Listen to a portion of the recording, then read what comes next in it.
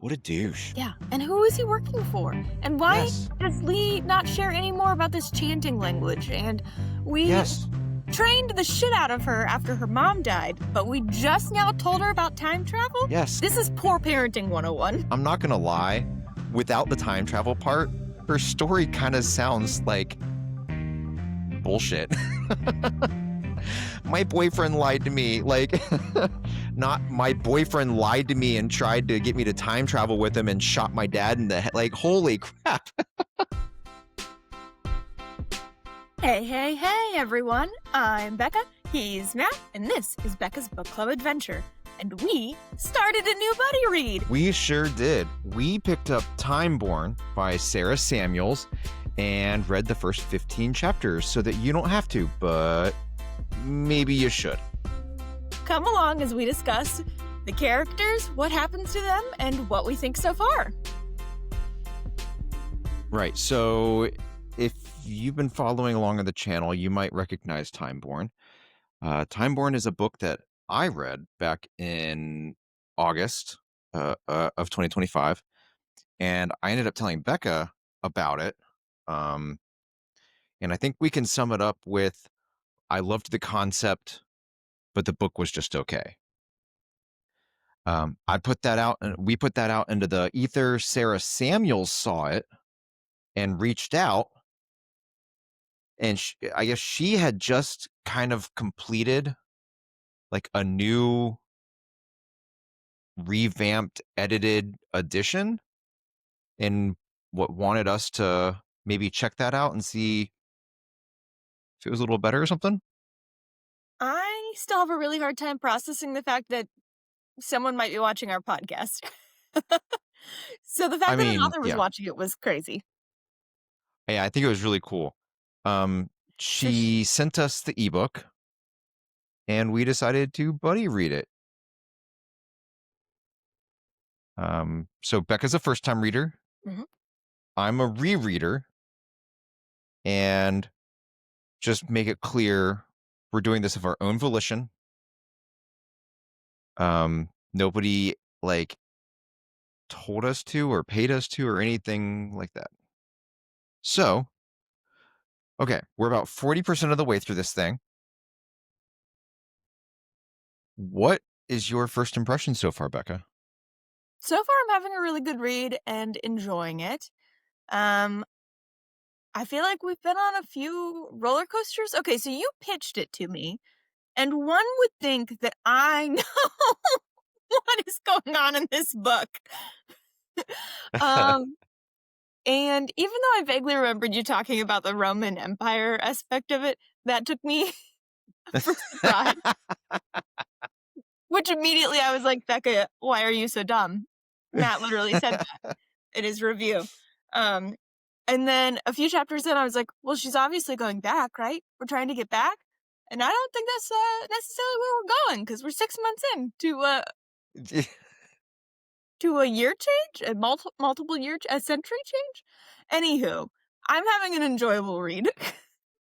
What how is this trending for you on like a 1 to 5 scale? Solid 3.5.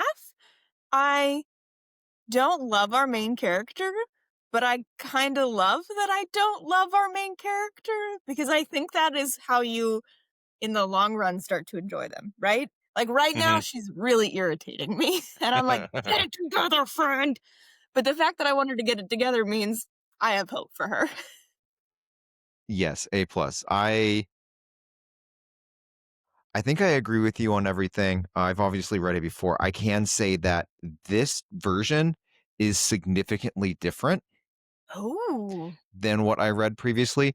I mean, the story arc is roughly the same, but it's very clear that Sara Samuels went back and like gave us a lot more in Olivia's brain and a lot more in Roman's brain, and some of the stuff that happens before Olivia goes back to ancient Rome.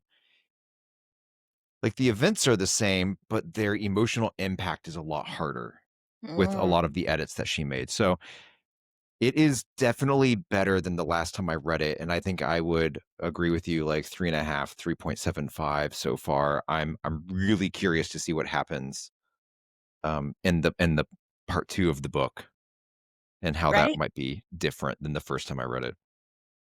I feel like we're finally hitting that cusp of like, we're about to change the story arc. Mhm. Yeah, I feel like we could have read one more chapter Yeah.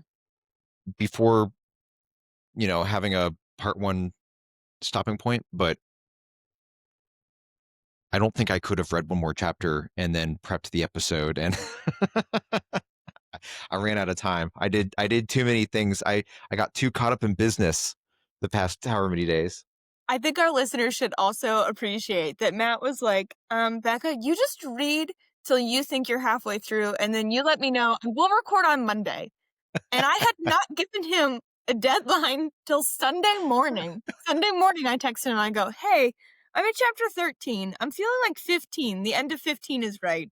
So I don't even know by the time I actually gave you a deadline how far you had even gotten. Um, I woke up this morning and I was on chapter. I was at the very beginning of chapter 9, so I I read to the end of chapter 15, taking notes and prepped the episode real fast today. uh, but like I agree with you, it's a really good read. Um I feel like the edits Sarah has done have really helped with some of the pacing. I think that was my problem the first time, is that a lot of events happened just boom, boom, boom, boom, and there wasn't enough emotional payoff or damage perhaps for things to really hit. And I think that's taken care of this time. I don't know how you feel. Like were you like emotionally invested? Yeah, it felt like a really good pace. It also, one of the things I appreciate with the pacing, I feel like I could read a couple of chapters and then stop. So, like, this is a book to me, I feel like, where I could read it in a weekend if I wanted to, but I could also read it over the course of several weeks and know what's going on, still be invested, and enjoy it. Hmm. Where some books, like, either too much happens, you're overly invested, you have to read it in a weekend. Like, it doesn't feel like that. It could be that, but it also doesn't feel like it's going to take me months to finish this book because I'm disengaged. Yeah. I I should tell you this. Before we get into recapping the story for our people, I have to admit something to you. Oh, no. This is the very first like full length book that I've ever read as an ebook. The Oh, only the only other ebooks I've ever read are like the 100, 200 page like novellas. Um,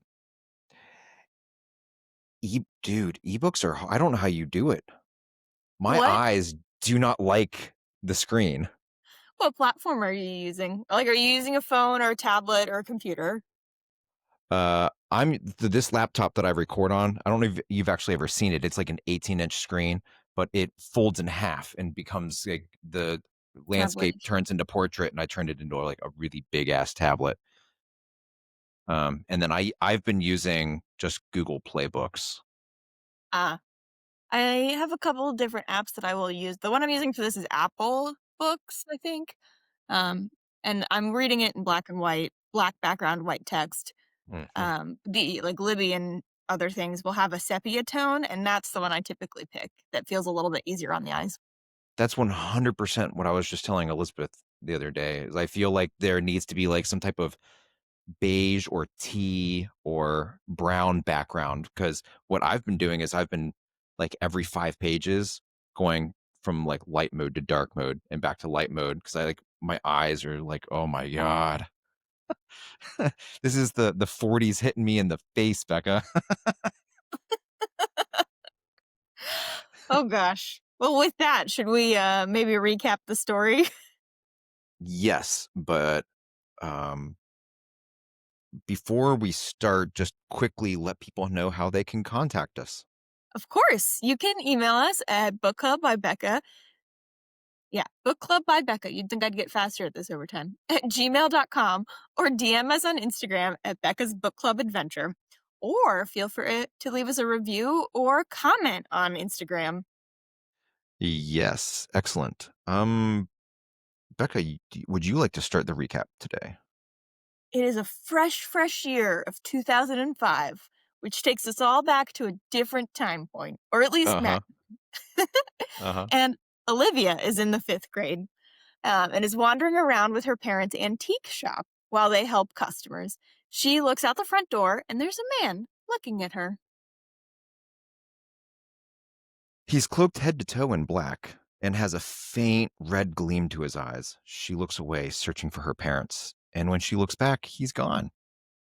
As the workday ends, her mother suggests they relax with some ice cream. Her mom tells her to wait at the front door and goes out to get the car. She is immediately confronted by the man in black, and they seem to know one another. But then he stabs Olivia's mom and then lovingly eases her to the ground. He looks up into Olivia's eyes, smiles wickedly, and then disappears. I think we're going to be unpacking this scene for a long time. Yeah. Anywho, her mom passes away at the hospital later that evening. Her father calls Moon Lee, her godfather, for help. Moon Lee seems to know things, but he won't tell anybody.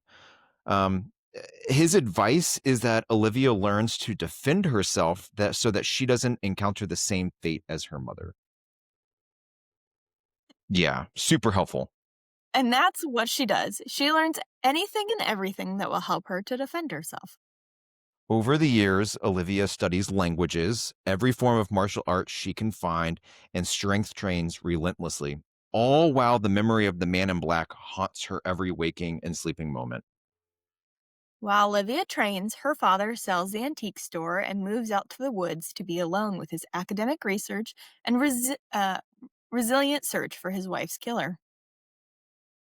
Yeah, I think that word was supposed to be relentless, but I'm glad you still read it. It works somehow. Anyhow, I thought that was the wrong word, but I was like, I'm going with it. it was spelled right, but it was the wrong word. Yeah. Anyway, now it's 2019 and 14 years have passed.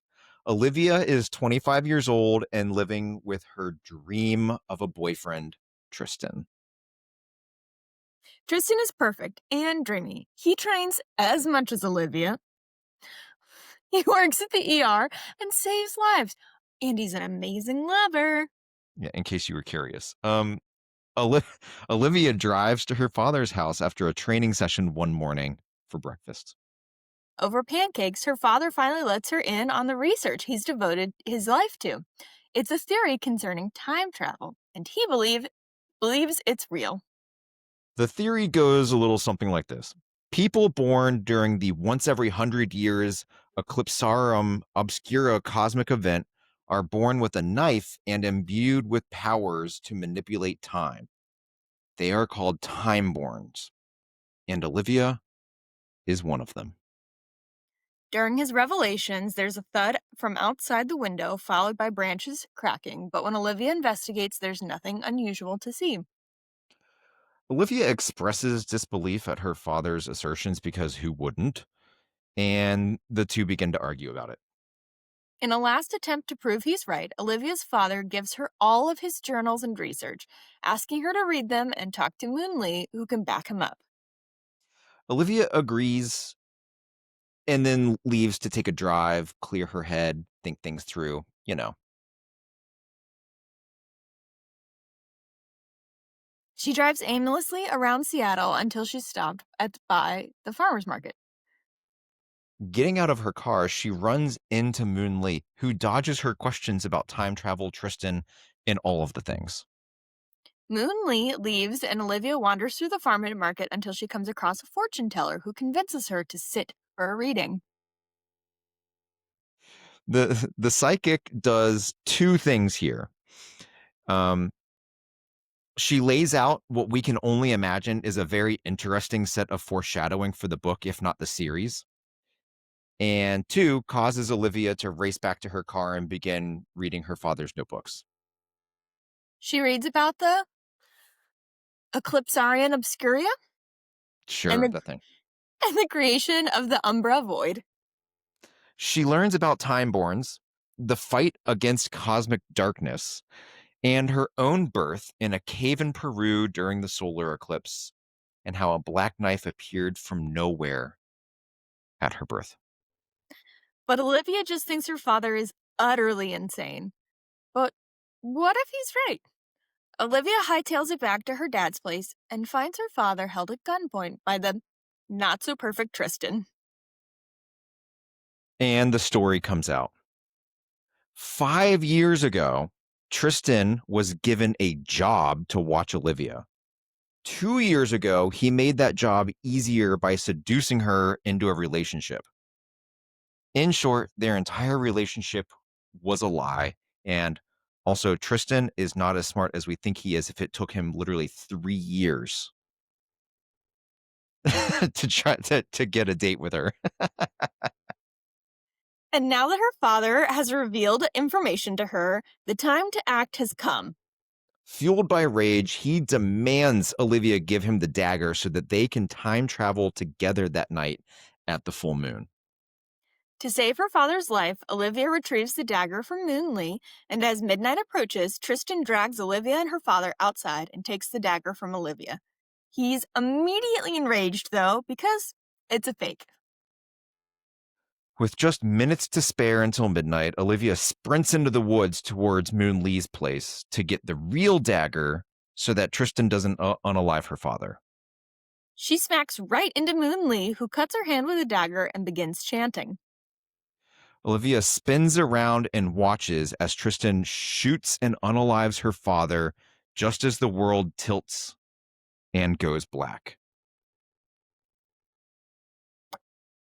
Yeah, this was majorly different than the first time I read this. Anyway, go ahead. Olivia wakes up on the beach with a splitting headache and the sea lapping around her feet. She thinks she must have partied way too hard last night and had the strangest dream. And then her eyes fall on the dagger. She looks up and there's a man dressed like an ancient Roman soldier and he's hurt. So Olivia runs to him like anyone would do in that situation. As Olivia tends to his wounds, a whole group of 5 men dressed like Roman soldiers appear, dragging a woman along in their wake. The men are laughing at her and jeering in a language Olivia thinks she recognizes as Latin. Olivia tries to intercede and attempts to stop them. Again, like any sane person would do, but that only causes the group of men to attack her instead. Thank goodness for all of Moonlee's martial arts training over the years. Olivia deals with the first two very easily, but the third man takes her to the ground. And the men end up binding her in chains and decide to haul her through the city to the emperor, whoever the hell that is, thinking she's a spy. The Emperor is unimpressed. She's just a woman, after all, and an attractive one at that.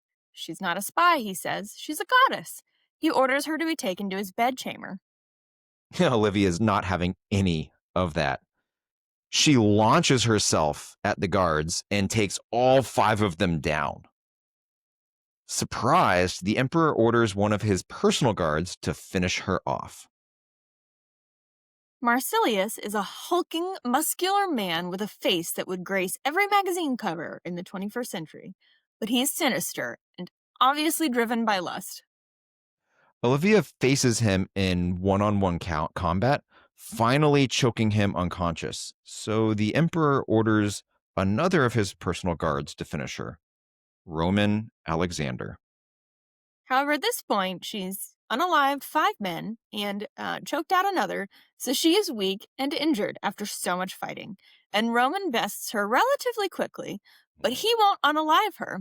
He asks her to surrender to him so he won't have to.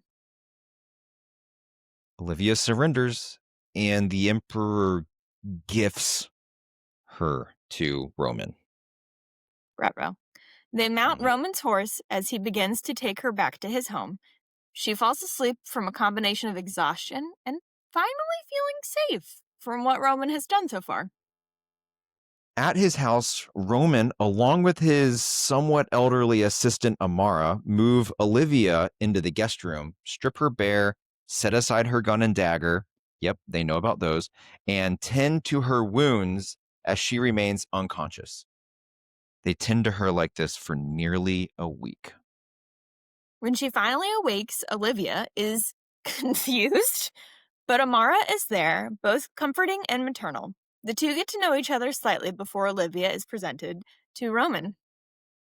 Olivia meets with Roman in his rooms, and many things become apparent as Roman attempts to tease information out of Olivia. First, it's 207 AD, and they are in Rome. Secondly, Roman is a praetorian for the emperor. Thirdly, Roman is not Olivia's enemy, although she continues to think of him that way. Olivia is strangely attracted to him, even though she feels she can't trust him. And lastly, Olivia is on house arrest. She is to help manage the housework and assist Amara with the chores. And if she follows Roman's rules and has good behavior, she can begin to regain some freedoms. For 3 days, Olivia throws a pity party, a pouty tantrum every day while she helps Amara clean, cook, and wash the clothes and dishes.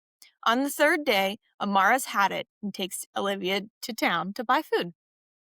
Spoiler alert, this isn't going to go so well. On the way to the market, Olivia meets a young boy named Anthony who saw her fight on the beach and wants her to train him so he can defend himself against an abusive man that he lives with. Olivia begins to say no and tries to many times when the abusive man in question finally arrives, and it's Marcellus, and he is pissed to see her and her red hair. hmm He attacks Olivia, just like all big strong men do. And if we're being honest, she does a pretty shit job of defending herself. hmm Thankfully, Roman arrives from nowhere, diffuses the encounter, and throws her on his horse and drags her back home, where they have a fight of their own. Which Olivia loses, of course. She's now under house arrest again, fully. She is to make eye contact with no one except for Amara and Roman. She's to keep herself and her hair covered at all times, and she's not to lay a hand on a weapon ever again. And of course, Olivia doesn't like that. So the next day, when Roman and Amara leave the morning, Olivia begins ransacking Roman's room looking for her gun and dagger as it begins to rain outside. And when I mean ransacking, I mean we're not lifting up shit, we're breaking things to find it. Mm-hmm. Mm-hmm. Mid ransacking, Roman returns home and is, we can only assume, horrified by what she's doing. He's done nothing but provide a home for her. Anywho, Olivia demands her weapons to be returned to her, but Roman responds that he burned them to ash that very morning. The two wrestle and fight. Sorry, it's just the two wrestle and fight as the rain becomes a storm. No one can tell if they hate each other or if they're attracted to each other or if they hate that they're attracted to each other. Olivia finally gets the upper hand and bolts from the house. She mounts a horse and gallops into the stormy tempest. Roman just lets her go, completely unsure of what to do. But then Amara comes home and Roman ends up telling her everything that happened. And after some urging from Amara, Roman mounts his stallion and rushes into the storm after Olivia. He finds her injured outside a tavern, cornered by three half-drunk dudes in the rain. Roman dismounts and easily breaks the men, just breaks them so that he can get to Olivia. He tells her she's safe and that he's sorry for lying about burning her weapons, and then tenderly carries her home. In the coming days, as Olivia recovers, Amara begins giving her lessons on Rome, the city, the people, the customs, as the two continue to do housework together. Weeks go by this way, and little by little, Rome begins to feel like home to Olivia. Every time Olivia accompanies Amara in town, the young boy Anthony finds her. Olivia brushes him off each time until one day Anthony can barely see out of a swollen black eye. Enough is enough, and Olivia decides to help him. They decide on a secret location and begin meeting each day so that Olivia can train him in the martial arts. Simultaneously, Roman and Olivia continue their battles of will. You see, Roman wants Olivia to let him in, to know that she's not alone, but Olivia doesn't want to let anyone in and wants to continue to be alone. 6 months pass. I loved how the chapter started this way. Olivia's at the market with Amara when Amara needs to suddenly leave and tend to a birthing. She won't be home before morning, and it's up to Olivia to prepare the meal and ensure Roman has taken his sleeping tincture, and to do it all without burning the house to the ground with her rage, which we all I, know is probably not going to happen. I loved making sure I added that detail into the recap because Amara made very certain to tell Olivia, Yep. your best isn't good enough. You've been effing up since you got here. I just I that was love great. that line. Your best isn't good enough. Cool. Anyway, Olivia goes home. As she begins preparing the evening meal, her thoughts begin to spiral. We've all been there. Tristan, Moon Lee, her mother, her father, death, betrayal. She's crying by the time Roman comes home. He's kind and empathetic to her. And in return, she throws a fucking knife at him. Roman storms from the room, and Olivia follows. She breaks down while cleaning his cuts and finally lets him in. Olivia tells Roman everything. Well, except the whole time travel part. Which I'm not going to lie, without the time travel part, her story kind of sounds like bullshit. My boyfriend lied to me. Like, not my boyfriend lied to me and tried to get me to time travel with him and shot my dad in the head. Like, holy crap. Anyway, um, wiping away the tears, Olivia leaves to get Roman his dinner and sleeping draught. And that's where this section of reading comes to a close. Hey everyone, we need to interrupt this episode and take a moment to thank today's sponsors. Today's episode is brought to you by the Enemies to Lovers Starter Pack. When your love story absolutely has to begin with threats, insults, and weaponized eye contact, use our starter pack. Why fall for someone kind, emotionally available, or functional when you can fall for someone who might kill you, or kiss you, or both? Or both. Each starter pack includes Barely Restrained Rage, a steamy training session, and unspoken backstory trauma. And a bonus accidental hand touch that will ruin your emotional stability for the next 100 pages. Side effects may include brooding, pacing, passionate arguments in hallways, and aggressively whispering, "We can't," right before you absolutely do. The Enemies to Lovers starter pack has been making poor communication look sexy since the dawn of fantasy. Make it yours today. The accidental hand touch, though. Can we just. We're all obsessed, right? With Pride and Prejudice and the one scene where he just flexes his hand. It's all we need. That is the start of Enemies to Lovers. Yep. And back to the show. I'm going to let you pick where we start today because I largely know where the story's going. So I want you to use whatever notes I've put here and kind of lead this conversation with where your brain is at. My brain is really stuck at where are we going forward from here? So, right, we start in present day and we take a really large back for step in time for the Okay. time travel events. And what I am stuck on is too small, two details that I can't process. So, first off, Olivia has trained in so many languages that she knows Latin, ancient Latin, something you can't really practice with a lot of people, but completely disregards all Roman culture while she's there, even though it would really save her ass to just get in line. But trauma is probably fueling a lot of what's going on right now. I really appreciate how Sara Samuels treats the Latin thing because I think there's some line in there where we're in Roman's head and he's like thinking about how she's talking in some weird ass form of Latin, almost like she doesn't actually know it. And I thought that was really cool, and that was a nod to the whole Latin's a dead language thing. right? And then I appreciated Mara is like, I think she speaks English because she's muttering in her sleep.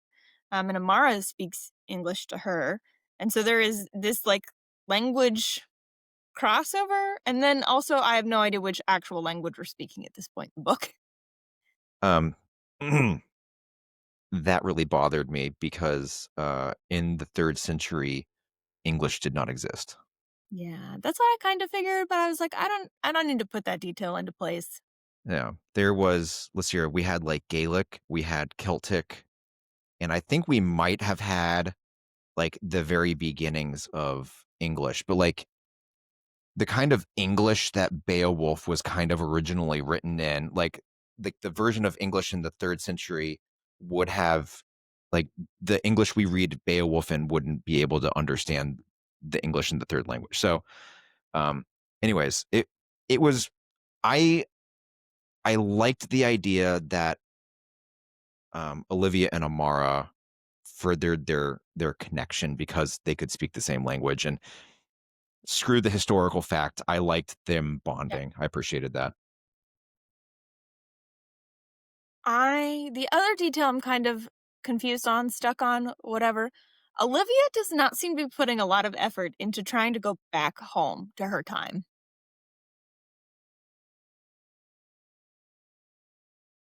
Yes. And I think to dovetail that into what you just said about how she like doesn't get in line. I don't know how I feel about that because I agree with you. Just shut the F up, girl. And like you should know that nobody gives a shit about women anywhere in the world until the fucking 1800s almost. Like, but also, how would we react? Oh, not well. Not Yeah. well. Which makes this realistic. Yeah. Also, I'm pretty sure I would be dead. Like, if I time traveled and I woke up on a beach with Roman soldiers, I would be dead within the next hour. I wouldn't be dead, but I would have been RAPED'd so many times that I would have wished I would have been dead. Yeah, I probably would have taken my own life. So the fact she's made it this far is pretty good. And also, I have to your point, um, while the undertone is there that like any moment Olivia could be RAPE'd, uh, I appreciate that that hasn't been a large focus of the Mhm, narrative yet. mhm. Um, I think in the first time I read it, she wasn't going to be given to the emperor's bedchamber. That wasn't I don't remember that.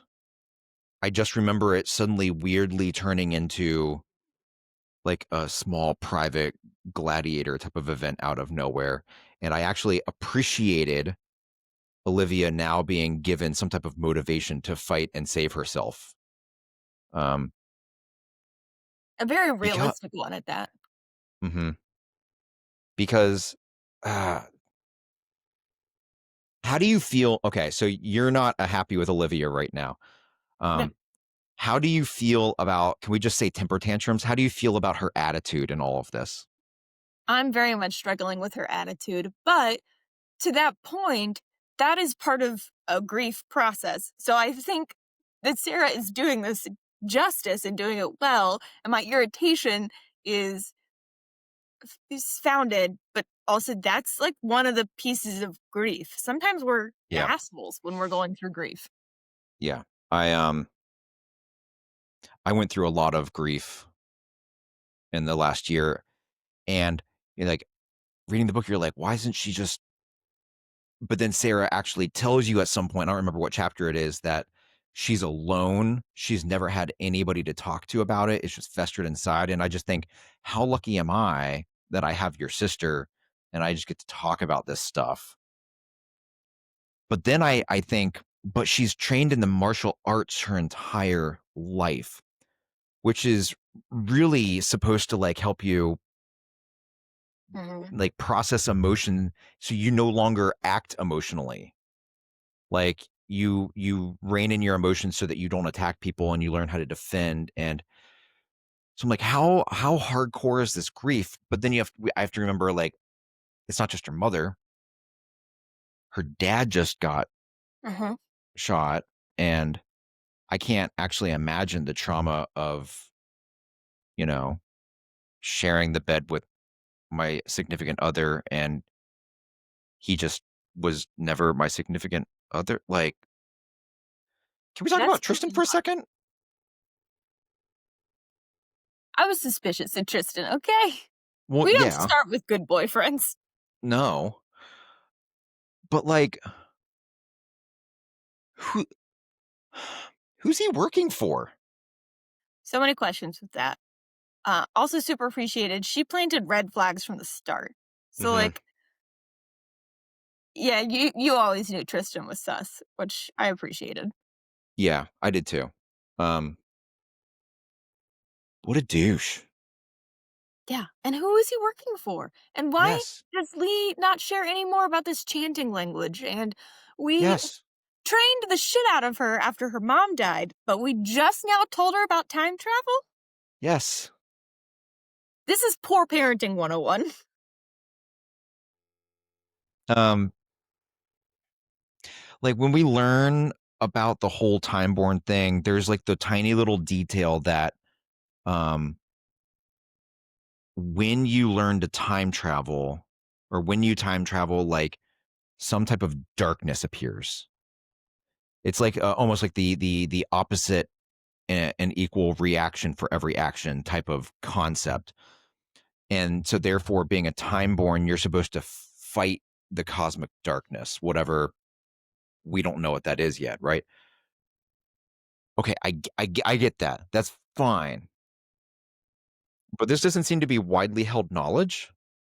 So how does Tristan know about this shit? Who's he working for that is investing in the cosmic darkness allegedly? Inquiring minds want to know because I can't believe that he is just a smoking gun at the beginning. Like somehow this is going to become circular. Well, and you've read the book before, so this feels like an unfair advantage. But I think our book will end with Roman and Olivia's story of finally sharing some of this detail, but I don't think we'll find out who Tristan works for until at least book 2. I mean, I'm asking questions about Tristan. I'm not trying to lead you on. I'm being honest with my questions. So, So then I'm um, probably right. We probably don't know who Tristan works for at the end of this book. yes, I think, yeah, spoiler alert, you're right. Anyway, let me, let me ask you about time travel. Yes. How Is do you this a think this trope? works? Sorry, what was your question? I was going to say, is this a trope that you enjoy? I like time travel because I don't believe that any two books, well, unless they're in the same series by the same author, no two authors treat time travel the same way. I've never read it the same way. Um, and I think the reason time travel works so well in this book is because Olivia was kept in the dark her entire life. She has no idea how to time travel, and that kind of keeps the stakes really high for her because it's not like she can just the next day find a private moment and mumble some words and go back to 2019. Yes. So to your question, I'm guessing you're asking if I what details I know about time travel in this book, right? Yes, in this book. Yes, in this book. Yes. Yeah. Okay, How, so we how do you can think do this it. works? So only certain people can do it, and those are the people that are born in this once in a millennia, once in a century, um, solar eclipse, right? Or lunar eclipse, some type of an eclipse.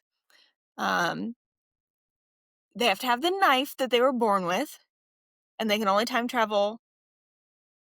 I forget which phase of the moon, but it's once a month. I think it's the full moon. Yeah, those are the details I remember for what is required. Oh, and I don't know that the chanting is required per se, but I think there was something alluding to you do have to say something.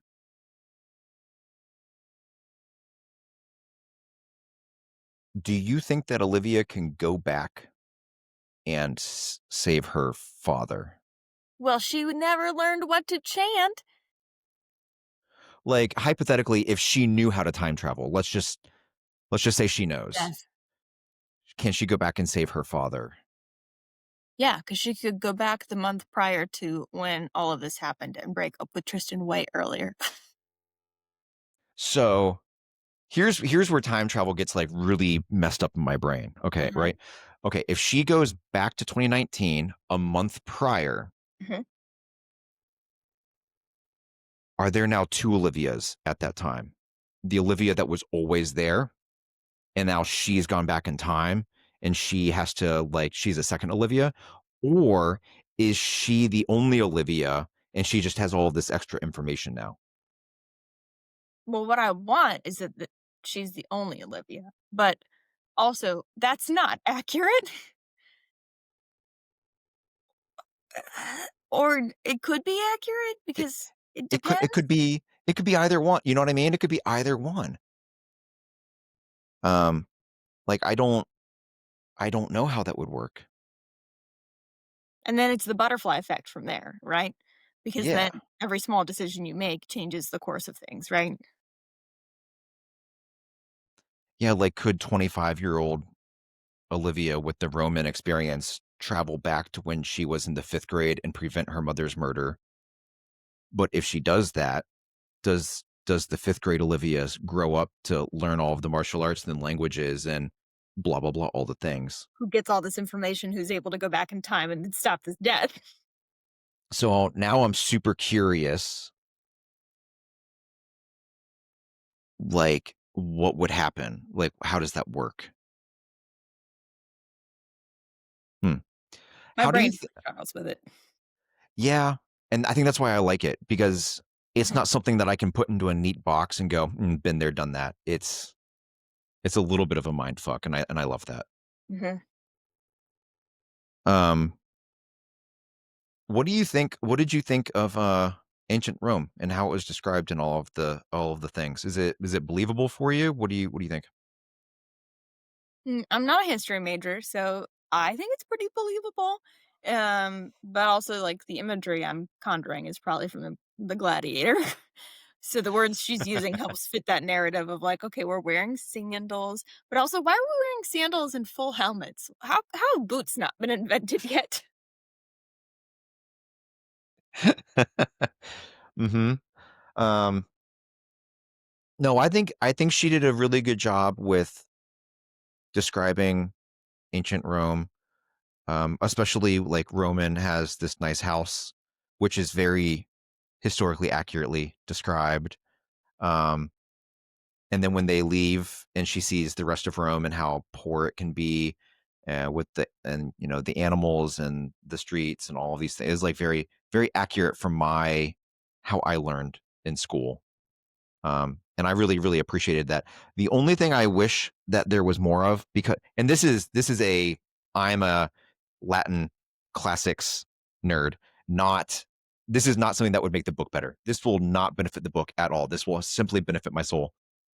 I wish she would describe the buildings in the streets that she's walking through, not just that the buildings exist, because um, something that we don't get to see when we see pictures of ancient Rome or even ancient Greece, they're all of these like whitewashed stones from weathering and time, and so a lot of history makes it out to be that ancient Rome and Athens and Sparta and whatever were just these whitewashed cities, which is actually where like our White House and Washington D.C. monuments come from. But actually, ancient Rome and Greece and Sparta were very colorful. All of those like white marble statues that we see were like painted and gilded and colored. Um, the Romans were actually out there with color. And so I wish I could have read more of that in the book, even though that would not do anything for the book or the plot or the characters or anything. Speaking of the characters, I think we talked about Olivia and Moon Lee a little bit. Are there any others that struck your fancy? Amara is my favorite character so far. She's such a calm, steadying presence, and she's the one telling Olivia what the fuck. So I appreciate her. Um, Moon Lee is the most evasive to me because I'm like, "Wha" Yeah.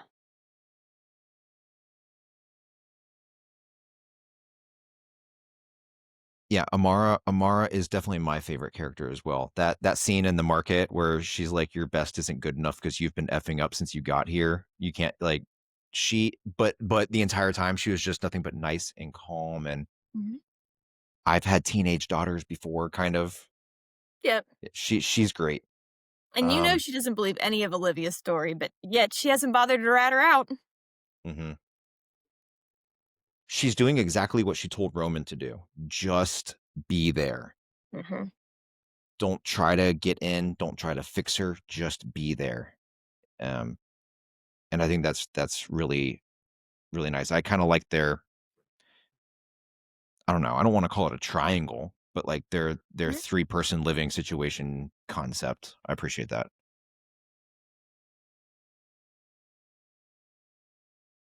Um, okay, so usually when we read these books, we gravitate towards the lead female character and the men are all sus.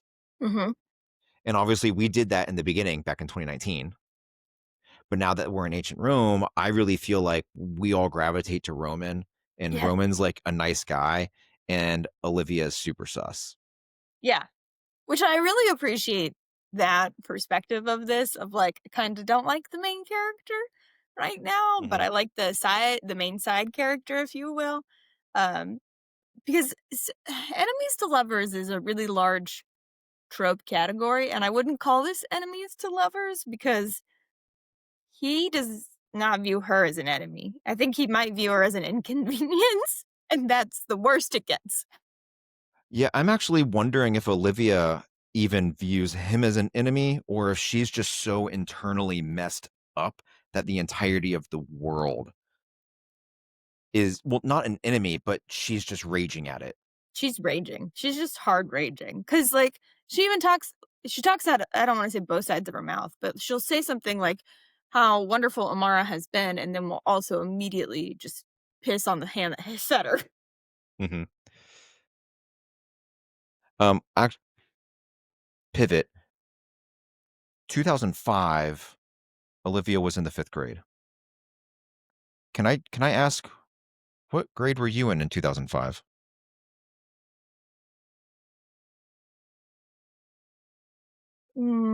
6 or 7. Okay, so you're sorta like I'm Olivia's close age. to our main character's age, yeah. Okay. Um, I was in my senior year of high school.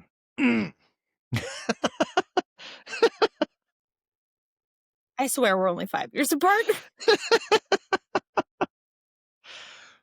Well, I mean, 2005, I finished junior year, and then in the fall, I started senior year. But Yeah. I mean, so, I like, was definitely when I read that she was in the 5th grade, I was like, "Oh, my soul hurts."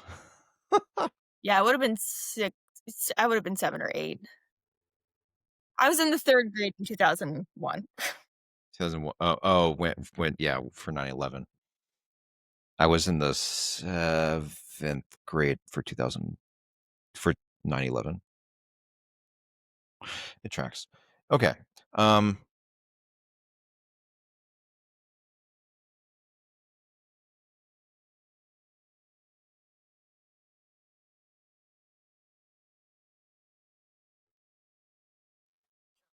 alright, can we talk about what Olivia looks like really fast? Because Sarah, like, describes Olivia, but I'm curious what the picture you have in your head is. Alright, so we have flaming red hair that is coppery to auburn that, has multiple shades of redness in it.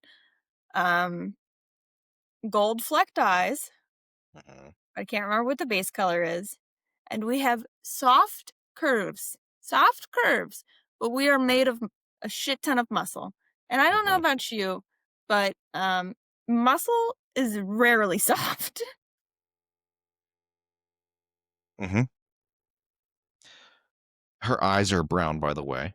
Um, I was like, "Oh, she's a ginger, right?" So, um, but yeah, they're gold flecked. The hair, she makes a comment. I think Amara is like, "Have you ever thought about cutting it?" Yes. Um, Especially because back in the day, the length of your hair was very much tied to your status and wealth. The Hmm. longer your hair, the higher in society you were. Um, Anyways, Olivia says no because the tips still hold her mother's touch and she doesn't want to get rid of that or whatever, which to me means the last time she had her haircut was the 5th grade. Yeah. So you know it's touching her ass. Is it not longer than like how long does it take to grow your hair out like that? Well, How everyone's. long can it get? I think some people's hair, like, you're like, you can only grow it so long Like before it it, kind of stops growing? yeah, it'll like the shaft will break or whatnot. And what, so like people generally have a growth point that is difficult to get past. Not impossible, difficult to get past. Sure. Okay. On some way, shape, or form, I kind of see Merida from Brave Yeah. in my head. Okay. And Roman sounds dishy. Dishy? Yeah, like I don't know, he seems to be like very they describe him as having like Caribbean blue eyes. Um Sounds sort of like an olive tan complexion and he's just muscle. Yes. He is a Roman who's been to therapy, though, and I think that's oxymoronic. Whereas Marcellus has not been to therapy. No, he is your classic Roman. We beat on anything and everything that crosses our path. And then we RAPED it. And by So classic Roman, I mean I don't actually know much about Roman history, and I'm sure people will tell us how I'm wildly wrong in the comments, as they should. But from what media has portrayed ancient Rome men to be like, is not great. yeah. No, I think he's definitely supposed to be that trope. Mhm. Perhaps a little hyperbolic, but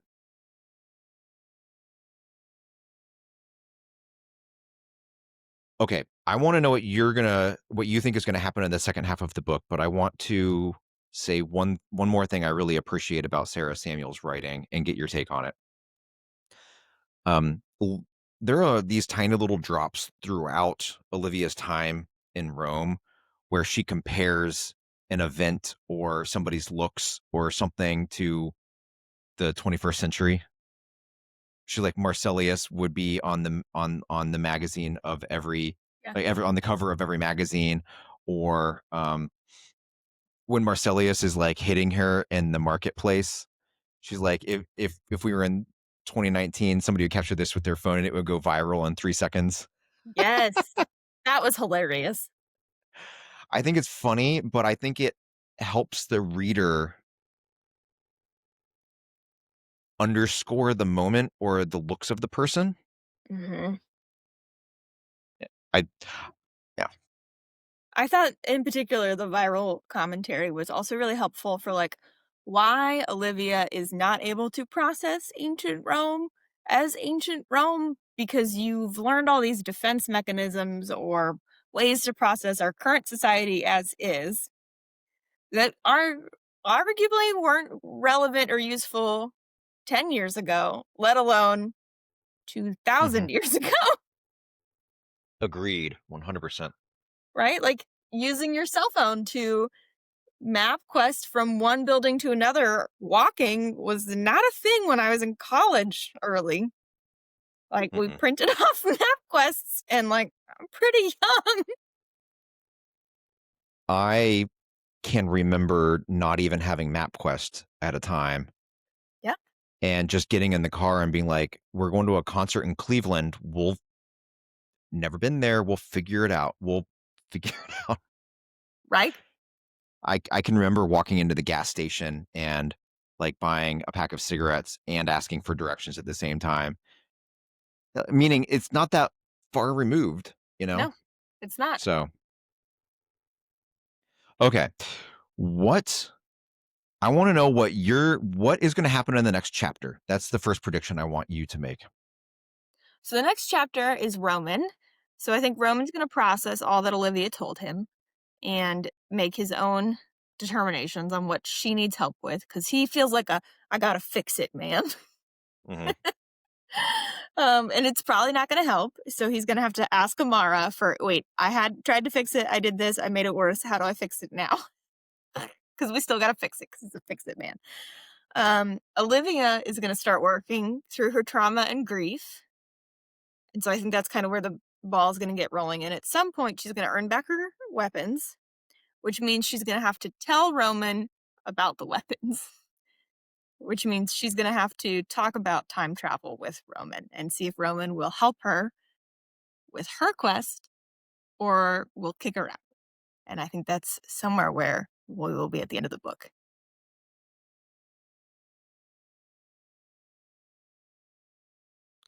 Sorry, I'm actually struggling with how to respond because I don't want to confirm or deny or anything. I think those are great. Those are great predictions. There's I think like it's this all is actually I think this is actually the first time we've done this where I know what's going to happen and you don't. So, I'm like kind of at a loss for yep, yep. Can't really respond much because it'll tell me too much. Okay, so you think if I'm going to sum up what you said, Roman is going to process Olivia's trauma. Olivia is going to process her trauma. They're going to reach a middle ground, and therefore she's going to earn his trust, which means that she gets freedom and weapons back. And then that means that Olivia tells Roman all of the rest of the story, Mm-hmm. right? And therefore you think the book ends with a decision point, either help Olivia time travel or not. Yeah, because we're setting Okay. up for a series, so it's gonna end on a cliffhanger. Because we have like 120 pages left. I will confirm it ends on a cliffhanger, As is as classic. do as do most books in a series. Okay. The only thing I'll say about part 2 is and obviously I could be completely wrong given the revamp and edits that Sara has made and I don't know anything about. I remember liking the second half of the book a lot more than the first. I remember reading it and thinking the first book was like and you've read mostly the first half. It is a lot of like emotional and relationship setup. And once that setup is in place, I remember the book moving. Um, and I remember I liked where it went. So I'm hoping that the edits have not changed that. Um, is there anything else you would like to talk about or get off your chest? No, I'm excited to see where we go. Okay, well, let's put a bookmark in it for now. Sounds good. We'll be back with part 2 of Timeborne, where we discuss another chunk of reading or the rest of the book. We'll see. Probably the rest of the book, I'm guessing. And then we'll do a full book review with our thoughts on if we're reading the rest of the series, and if so, where we think I'll head. Yeah, so don't forget to leave a comment or send us an email. All of our contact information is in the description down below. Until next time. See you later. Bye.